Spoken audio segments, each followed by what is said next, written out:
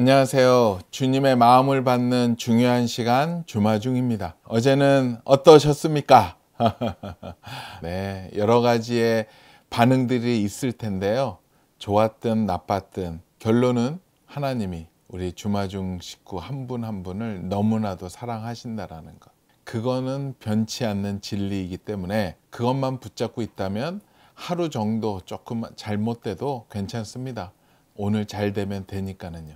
오늘 나눌 말씀은요, 아마 우리 모든 크리스찬들이 하나님한테 음성을 듣는다면 꼭 듣고 싶은 아마 1순위 말씀이 아닐까 생각이 듭니다. 마태복음 3장 17절 말씀입니다. 하늘로부터 소리가 있어 말씀하시되 이는 내 사랑하는 아들이요 내 기뻐하는 자라 하시니라.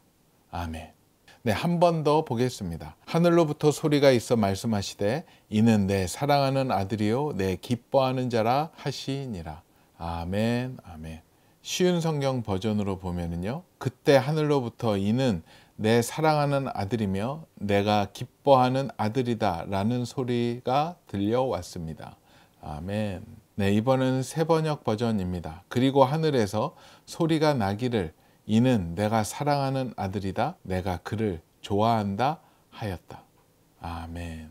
네, 오늘 또 이 귀한 말씀과 함께 보면 너무나도 좋은 책이 있어서 또 여러분께 소개시켜 드립니다. 네, 이분은 처음으로 책을 출간하는 귀한 목사님이신데요. 여러분들 아시죠? 라이트하우스 서울숲교회 임형규 담임 목사님의 첫 책인데요. 대체 왜 나를 사랑하세요 라는 책입니다. 이렇게 헤드카피가 있습니다. 의심하지 마. 넌 충분히 사랑받을 자격이 있어. 아무리 생각해도 사랑받을 이유보다 사랑받지 못할 이유가 많은 나를 그 누구보다 사랑하신다라는 하나님의 고백이 이 책 가운데 가득 나와 있습니다. 혹시 지금 많이 힘드시고 어려운 분들, 고난 가운데 있는 분들, 이 책을 보게 되면 온전하게 회복되지 않을까 생각이 듭니다. 네, 오늘 이 마태복음 3장 17절의 이 귀한 말씀과 함께 보면 좋은 또 내용이 이 책 안에 있네요. 예, 오늘 나눌 글의 제목은요, 하나님께 직접 물어보았다. 대체 왜 나를? 나는 사랑받고 싶었다. 사랑을 갈구하는 사람들은 가끔씩 자신을 애정결핍이라고 소개한다. 왜 손톱을 물어뜯어요? 라고 물으면 저 애정결핍이에요 라고 대답한다. 그들은 다리를 떨거나 SNS 좋아요를 구걸하기도 하며 때때로 내 돈으로 쇼핑했다고 말하기보다 나에게 주는 선물이라고 말한다. 당신의 애정결핍에는 이유가 있을 수 있다. 부모님의 사이가 좋지 않았거나 부모님이 사랑 표현에 인색한 사람이었을 수도 있다. 또 성장 과정에서 그다지 사회적이지 않아 친구들과 관계가 좋지 않았거나 불행하게도 안 좋은 패거리들에게 따돌림과 폭력의 표적이 되었을 수도 있다. 사랑하는 사람에게 배신을 당했을 수도 있고 집안의 경제력으로 가난했거나 자신의 외모 탓일 수도 있다. 이런 증상과 현상적 원인들은 나무로 치면 열매에 해당한다. 그리고 열매를 맺게 한 뿌리가 있다. 열매는 여럿이지만 뿌리는 하나로 귀결된다. 원인은 인간의 유한성과 한계성이다. 이러한 인간의 유한성을 성경은 죄라고 말한다. 사랑에 대해 적용해 보자면 사람은 누군가를 사랑하기에는 온전하지 못하다. 사랑하는 건 분명한데도 온전한 사랑을 주지 못한다. 사랑한다고 하면서 오히려 상처를 준다. 사랑의 주체인 사람이 어딘가 깨어지고 찢어져 있기 때문이다. 그러니 죄인들끼리 어울려 사는 가운데 애정 결핍과 상처는 필연적으로 나타나는 것이다. 하지만 우리는 인간에게 상처받아서 힘든 것을 또다시 유한한 인간으로 채우려 한다. 이것이 죄의 악순환이다. 사람은 채울 수가 없다. 당신이 채우고 싶은 사랑의 빈자리는 인간의 것으로는 채워지지 않는다. 덫에 걸린 짐승이 몸부림칠수록 그 덫이 살갗을 파고들어 더 아픈 것처럼 사람의 것으로 나를 채우려 발버둥 칠수록 더 아프게 될 것이다. 더 공허해질 것이다. 성경에 나오는 인물인 삼손은 전형적인 애정 결핍의 증상을 가지고 있다. 하나님께서 초인적인 힘을 주셨는데 그것으로 의미 있는 행동을 하지 못한다. 화가 나면 성문짝을 떼고 사람들을 때려 죽이고 여우 300마리를 잡아 꼬리를 매고 꼬리에 불을 붙이고 사자를 때려 죽인 걸 가지고 사람들 앞에서 수수께끼를 낸다. 그런데 이런 기행의 가운데에는 여자가 있다. 이성과 주변 가운데에서 사랑받고 싶어서 삼손은 스스로를 더 악화시킨다. 이것이 죄의 특성이다. 삼손은 사랑받고 싶다. 진정한 사랑을 경험하고 싶다. 그 사랑으로 자신을 채우고 싶다. 진정한 사랑을 경험해야 아무도 막을 수가 없는 무적 바보의 광란의 질주를 멈추게 된다. 사사기 15장에 보면 삼손이 나귀 턱뼈를 집어들고 블레셋 사람을 1000명이나 때려 죽이는 사건이 나온다. 천하의 삼손도 그 정도쯤 되니 힘들어서 탈진했다.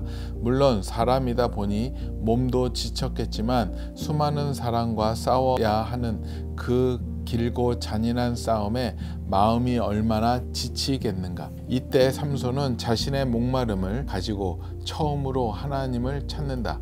그러자 하나님께서 그 부르짖음에 응답하셔서 물을 터뜨려 내신다. 마치 너의 목마름은 내가 채운단다. 그러니 애정 결핍을 가지고 다른 곳에서 사고치지 말고 내게로 나오거라 라고 삼손에게 말씀하시는 듯하다. 부르짖는 자의 샘이라는 이름의 엔학고레는 지금도 애정 결핍으로 허덕이며 목이 마른 자들을 부르시는 주님을 의미한다. 그러나 그 다음 본문에 그 유명한 삼손과 드릴라의 이야기가 나온다. 삼손은 엔학고레의 하나님을 버리고 드릴라를 선택했다. 삼손은 드릴라에게 사랑받고 싶다. 그래서 자신의 욕망의 목마름을 그녀의 사랑으로 채우려 한다. 애석하게도 거기에는 함정이 있었다. 결국 그것이 그를 궁지에 몰아넣고 그의 삶을 파멸시키게 된다. 애정에 목마른 사람들이 범하는 가장 큰 실수는 눈앞에 있는 평범한 진짜는 몰라보고 저만치 떨어져 있는 자극적인 가짜에 빠져든다는 것이다. 첫째 딸이 7살 즈음이었다. 은율이가 물었다. 아빠 나 사랑해? 응, 당연하지. 왜 사랑해? 은율이가 아빠 딸이니까 사랑하지. 그것은 아이가 원하는 대답이 아니었다. 표정이 시무룩해졌다. 아이가 원하는 대답은 밥을 잘 먹어서, 숙제를 잘해서, 책을 잘 읽어서, 얼굴이 예뻐서와 같은 거였다. 만일 이런 답을 해주었다면 아이는 활짝 웃으며 기분이 좋았을 것이다. 하지만 그건 정답이 아니다. 나는 내 딸이 우리 동네 아이들 중에 밥을 가장 잘 먹어서 사랑하는 게 아니다. 밥을 못 먹어도 사랑한다. 내 꼬맹이가 책을 잘 읽는 건 자랑스럽지만 그것이 내가 딸을 사랑하는 본질은 아니다. 글자를 하나도 못 읽어도 나는 내 딸을 사랑할 것이다. 정답은 매우 덤덤하다. 정답은 심심하다. 그래서 우리는 정답보다 더 자극적인 가짜를 원한다. 삼손이 엔학고레의 하나님보다 드릴라에게 빠져들듯이 우리도 더 자극적인 가짜를 좋아한다. 처음에 예수 그리스도를 만나면 구원의 기쁨과 환희로 내 영혼이 벅차오르게 된다. 그렇게 그리스도인이 되고 신앙생활을 시작해서 몇 년이 지난 어느 순간 복음이 맹숭맹숭해지는 때가 오기 마련이다. 예수를 믿는 내 삶은 별 볼 일 없고 덤덤한데 바깥 세상은 화려해 보인다. 주님께서 나 같은 죄인을 사랑하신다는 복음보다 그래도 내가 세상에서 잘 나가고 소유와 성취가 있어야 주님이 나를 통해 영광도 받으시고 나도 사랑해 주시는 게 아닌가라는 마음이 든다. 하다못해 교회에서 봉사와 섬김을 남다르게 해야 주님이 날 사랑해 주실 것 같다. 당신도 만약 그렇다면 하나님께 직접 물어보라. 하나님, 저 왜 사랑하세요? 그래도 제가 죄도 잘 안 짓고 교회 잘 다녀서 사랑하시는 거죠? 저는 헌금도 하고 봉사도 열심히 하잖아요. 이번에 회사에서 승진했고 자녀 교육도 잘 시켜서 제가 성경 구절도 많이 외우고 양육 훈련도 다 받으니까 저 사랑하시는 거죠? 하나님의 대답은 내가 내 자식이니까 사랑하지이다. 자녀라서 사랑하는 것이다. 뭔가를 잘한다면 자랑스러울 수는 있겠지만 그것이 사랑의 조건은 아니다. 반대로 뭔가를 잘못해도 큰 상관없다. 하나님은 우리를 자식으로 대하신다. 그러니 하나님 앞에서 어깨에 힘을 주지 않아도 된다. 숨겨놓았던 초라한 모습을 드러내도 된다. 오히려 못난 모습으로 나아갈 때 알게 될 것이다. 하나님이 날 무조건 사랑하시는구나. 우리는 알아야 한다. 내가 인정받는 것, 내가 무기로 삼는 것이 나를 사랑으로부터 멀어지게 할 수 있다. 십자가는 자기 부인을 말한다. 우리를 힘들게 하려는 게 아니다. 하나님께서 먼저 우리를 사랑하시기 위해 자기를 부인하셨다. 그 십자가의 방식이 사랑의 방식이라고 말씀하시는 것이다. 자기를 부인하지 않고는 사랑할 수 없다. 자기를 부인하지 않고는 사랑받을 수 없다. 낮아지고 왜소해지고 초라해져야 사랑받을 수 있다. 나는 이제 사랑받기 위해서 십자가를 붙든다. 주님의 한없는 사랑이 나를 채우고 흘러넘친다. 나도 나 자신을 부인하고 나를 내어줄 수 있게 된다.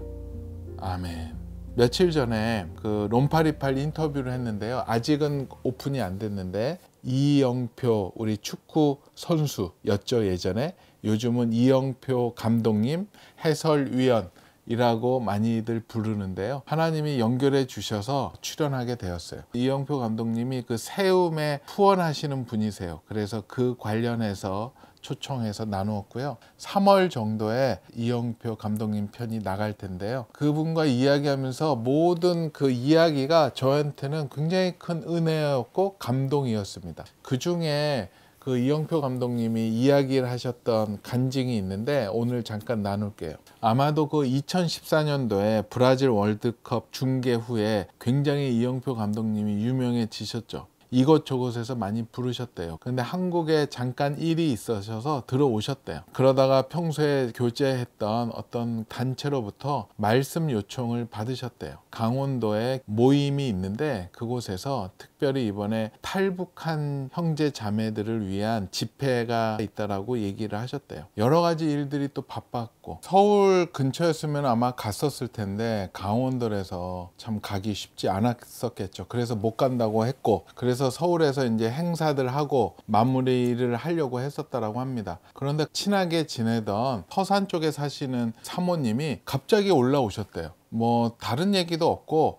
그냥 북한 사역 얘기만 하다가 가셨대요. 그래서 이영표 우리 감독님이 생각이 났죠. 강원도에서 북한 탈북 청년들을 섬기는 그 집회 생각이 나서 계속 기도가 되었고 고민이 되었다고 합니다. 그래서 뭐 누구든 그렇잖아요. 이건 하나님의 사인이구나. 거기를 가라는 사인이구나. 그래서 하나님이 주시는 마음이라고 믿고 우리 이영표 감독님이 다시 연락을 했대요. 했더니 원래는 이제 감독님이 안 온다고 해서 취소까지 갔다가 오신다고 하니까 다시 모이게 했다라고 합니다. 그래서 이제 강원도에 가셨다고 해요. 갔는데 아주 소규모의 탈북 청소년들이 있었고 이제 마음을 나눴다고 해요. 근데 뭐 특별한 일은 없었는데 자기가 들어가자마자 우는 자매가 한 명이 있었대요. 뭔가 말을 하지도 않았는데 물어가지고 또 왜 그런가 궁금하기도 하고 그래서 그 집회 끝나고 물어봤대요. 아까 왜 그렇게 울었냐 했더니 그 자매하는 이야기가 탈북하고 나서 너무나도 힘들었고 어려웠고 정말로 하나님이 나를 사랑하시는가? 나를 버린 거 아닌가? 하나님이 나를 싫어하는 거 아닌가? 그런 의구심이 들어서 그냥 뜬금없이 하나님이 만약 나를 사랑하신다면 이영표 감독님을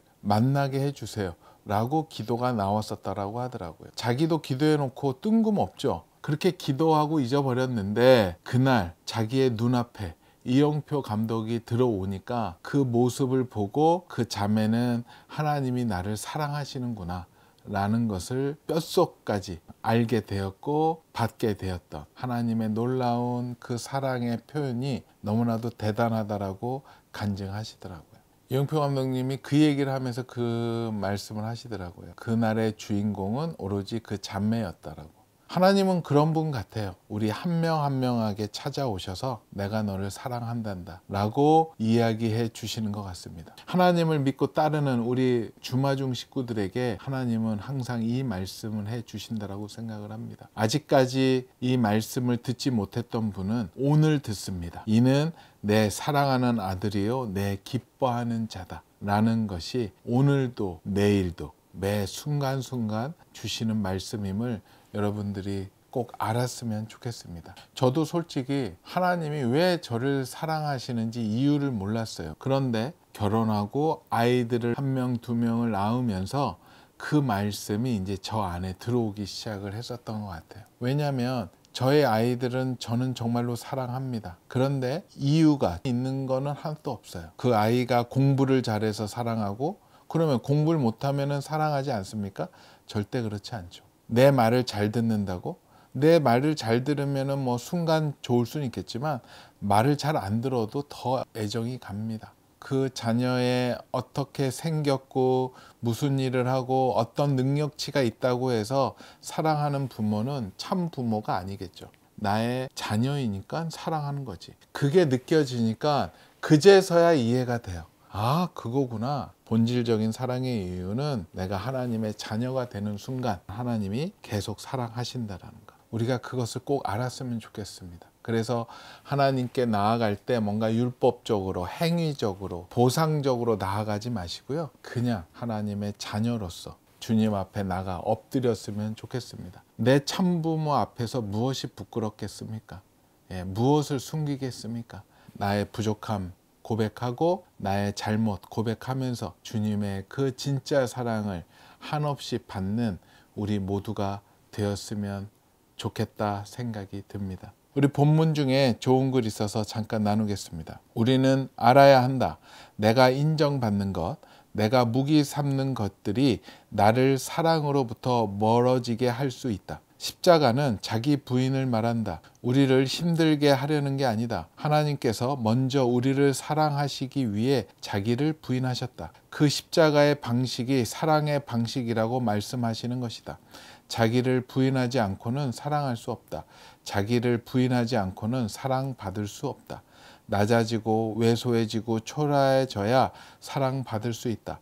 나는 이제 사랑받기 위해서 십자가를 붙든다. 주님의 한없는 사랑이 나를 채우고 흘러넘친다. 나도 나 자신을 부인하고 나를 내어줄 수 있게 된다. 아멘. 그래요. 오늘 말씀 한 번 더 보겠습니다. 하늘로부터 소리가 있어 말씀하시되 이는 내 사랑하는 아들이요 내 기뻐하는 자라 하시니라. 아멘. 아멘. 같이 기도하겠습니다. 주님 감사합니다. 주님 감사합니다. 주님, 여기 함께 머리 숙인 우리 주마중 식구들, 우리 모두 한 가족입니다. 하나님의 정말 사랑하는 아들이며 딸이며 하나님의 귀한 자녀들이기에 그 하나님의 자녀 의식을 놓치지 않게 허락하여 주시옵소서. 그 믿음이 우리의 시작이 되며 우리의 끝이 될 믿음임을 다시 한번 고백합니다.